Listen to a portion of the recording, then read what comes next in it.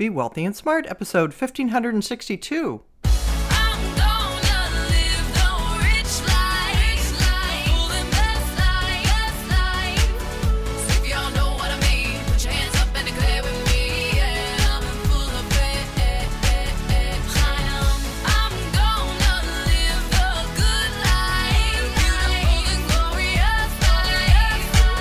Step into a world of wealth and financial freedom without budgets, boredom, or bosses on Be Wealthy and Smart. And now, here's your host, Linda P. Jones. Welcome to Be Wealthy and Smart. I'm Linda P. Jones, America's Wealth Mentor, empowering women and men worldwide to financial freedom. On today's show, we're going to talk about the big picture for interest rates, because although the Fed cut interest rates last week, long-term rates, including those on mortgages, went higher. Fed Chairman Jerome Powell called Wednesday's rate cut a risk management move, pointing to the softening labor market. But some investors are looking for the Fed to shift its emphasis from fighting inflation, and that's because the Fed may have been signaling it was looking less at inflation and more at trying to boost the labor market following the weak employment data earlier this month. Peter Boockvar said the bond market, if longer yields continue higher, would be sending a message that we don't think you should be aggressively cutting interest rates with inflation stuck at 3%. But he also noted that the high yields came after longer-dated bond prices had steadily risen in recent months, sending yields lower. It was a similar move as was seen following the Fed's rate cut in September of last year, he noted. So in anticipation of what the Fed was going to do, interest rates had already dropped. And so then when the Fed finally announced lower rates, the markets shifted on the news and longer rates actually went up.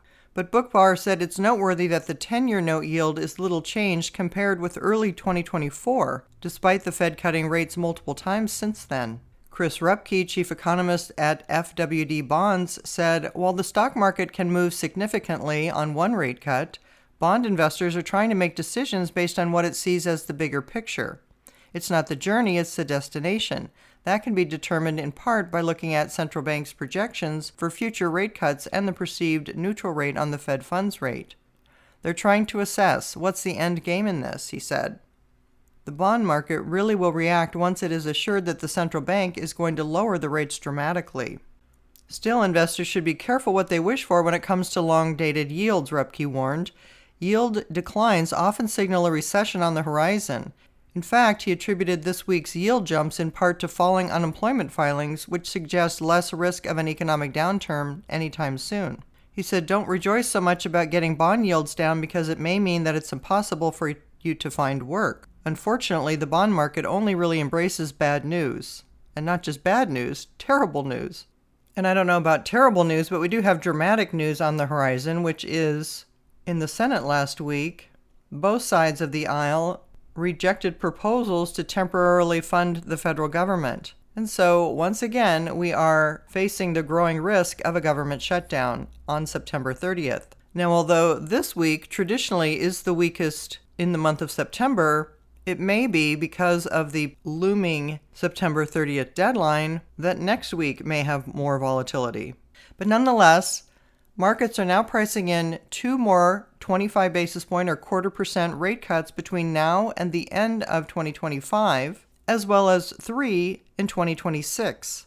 Emmanuel Kaw, head of Barclays European Equity Strategy, said with equities near the highs and rates markets still pricing in roughly 5 times additional cuts over the next year, further support for equities will hinge more on robust incoming macro data than on more dovishness in rates, in our view. In other words, markets are already anticipating 5 0.25% rate cuts between the end of this year and early next year, and will be looking for weak financial data to support that view. But as far as stocks are concerned, it's really earnings and good earnings that are going to support the stock market. So the next data that's coming out that's important is the personal consumption expenditures price data, which will be out this week. And economists expect inflation to remain tame enough for the Fed to maintain its current stance on monetary policy. In response to all this, gold futures hit a high of $3,763, a new record after the Federal Reserve lowered interest rates and sees 2 more cuts ahead this year, which sent gold up 42% this year. and silver's price is up just shy of 51% year to date. If you haven't yet subscribed to Be Wealthy and Smart, hit the subscribe button and you'll be notified as soon as new podcasts are available. And all of my podcasts are on my website at lindapjones.com/podcasts. And while you're there, sign up for my weekly newsletter for more wealth tips for your financial freedom. That's all for today. Until next time, live the good life and be wealthy and smart. Thank you for listening to Be Wealthy and Smart with Linda P. Jones. Share the wealth and tell your family and friends about the show. Check out our website, blog, and social media for more riches at www.bewealthyandsmart.com.